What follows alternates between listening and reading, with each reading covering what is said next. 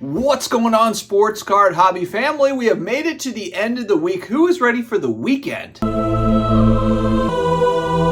I know that I am. If you're new here, you're looking for daily, consistent, not necessarily the best, but man, it's the most consistent sports card and collectibles content. You have found us. We are here. Make sure to hit that subscribe button down below and connect with me on IG at Sports Card Dad. Our sports card shows going to die off in 2024. That's what we're going to talk about today.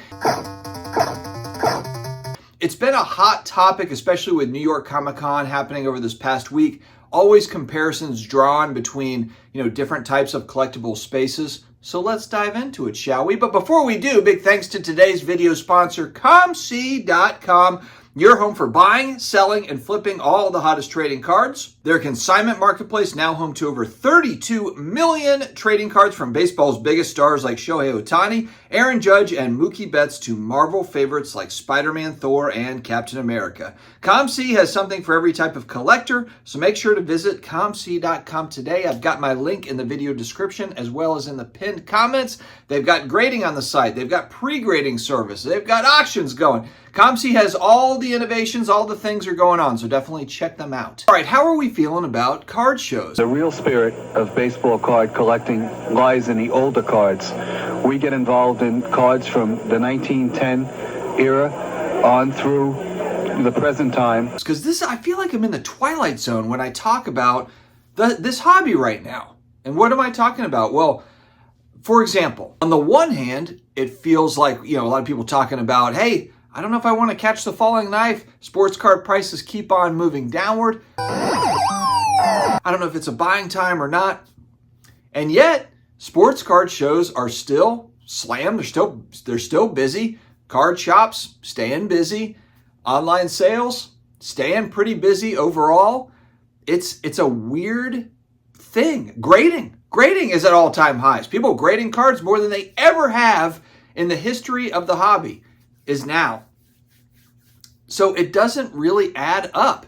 And so are we finally to an inflection point with sports card shows to where it starts to slow down in 2024? I've heard a lot of people talking about, hey, look, card shops need some sort of a makeover. I mean, all it is transactional. You walk in there, it's buying and selling cards. If you're comparing to like a Comic-Con, you've got all these different events and different workshops and things. And also you've just got a lot of different variety of vendors that are there. Now, sports card shows do have an autograph pavilion. They do a nice job of bringing in athletes, especially, my God, we're just coming off of a national, the most attended national ever.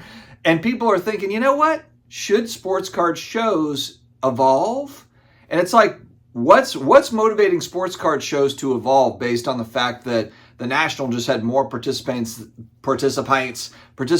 than ever before? What would be the motivation for the people running that show? Other than figuring out the whole dealer thing of like, the grandfathered in dealers that are either selling off their spots or they're just setting up kind of showcases without any sort of interest in selling. Maybe that's cool to some degree, but I think there's also a ton of dealers on the wait list that actually want to sell stuff, maybe new companies that want to come in. And so that's more of the decision making. And also just look, if you're grandfathered in and you're selling off spots, it's kind of like, you're basically just like a scalper. It's like, we could probably do with some new blood. And then, of course, lingering, we've got Fanatics events, which we know are coming in 2024. How will they differ from a traditional card show? Because look, Michael Rubin, no shortage of shows he's visited. His team, he and his team went out to the National. They went out to even the Chicago Spectacular or the other show. They go to the Philly Card Show. They are looking around and seeing what's going right at card shows and maybe what's missing from card shows. So I have high expectations for Fanatics events, just based on the fact that these guys from a marketing standpoint, now, quality control and all that, we can talk about that. The three different one-of-ones that are coming out, superfractors, they've got issues on the printing side for sure right now that they need to get sorted out. 95, two one-of-one, like there's all sorts of issues on the QC side. They need to get back to, maybe it's Panini like messing with the printers back there. I don't know what's going on, but there's definitely some QC issues that need to be worked out. But from the marketing side, Topps and Fanatics have been really on point for the most part. So you would expect, there really should be high expectations for Fanatics events. There should be, because look, they've been studying this thing. Michael Rubin's been in this a little bit now to where, okay, he probably knows how to bring people in and how to market. And so that's going to be curious. So do the traditional card shows that we have today, the regional shows, the national, do they really need to change anything until attendance drops? Probably no. Where there could be a fill gap there is the Fanatics events. You know, if it's more like a Comic-Con, you know, where there's kind of more entertainment, not just buying and selling cards, transactions, all the showcases of cards and so forth. Maybe it is the Fanatics events, kind of like, you know, Mint Collective was trying to do something different, trying to be a card show, but then also being a B2B event. You know, will Fanatics events kind of build off of that? 2024 is going to be so interesting when it comes to card shows. And like I said, I don't necessarily think card shows should change anything until they see people not showing up to card shows. That's my take on it. I mean, my local Raleigh card show has only really gotten bigger over the last couple of years since the pandemic has kind of waned away. But if I go back, I went to a card show going back 3 or 4 years at the Raleigh Card Show, and it was dead. It was dead pre-pandemic. There was nobody. I mean, I don't want to say nobody, but it was a lot smaller.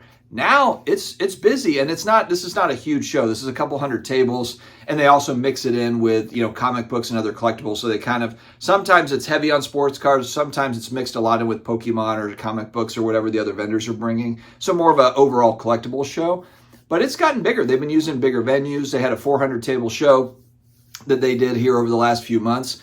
It's only gotten bigger, and yet prices moving downward. And so you have to wonder too, you know, when people say like, oh, is anybody getting in now? It could very well just be that now people are like, okay, hey, look, prices aren't crazy anymore like they were in 2020 and 2021.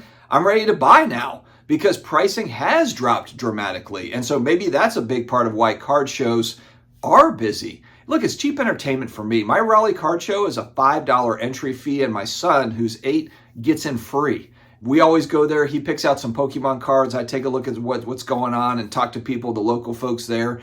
And it's fun. It's a $5 afternoon. That's pretty cheap entertainment. I can't get a value meal at McDonald's for $5 nowadays. You know, so a card show is actually inexpensive entertainment. It's kind of like going antique shopping, but instead of looking at antiques, you're looking at awesome collectibles.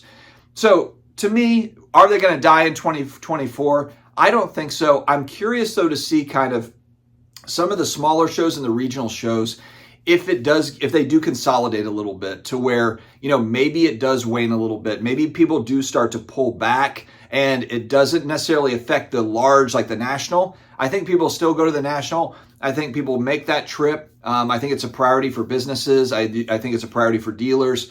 But I'm really curious to see what happens with, do local shows and regional shows stay hot the way that they have done in 2023, really 2022 and 2023.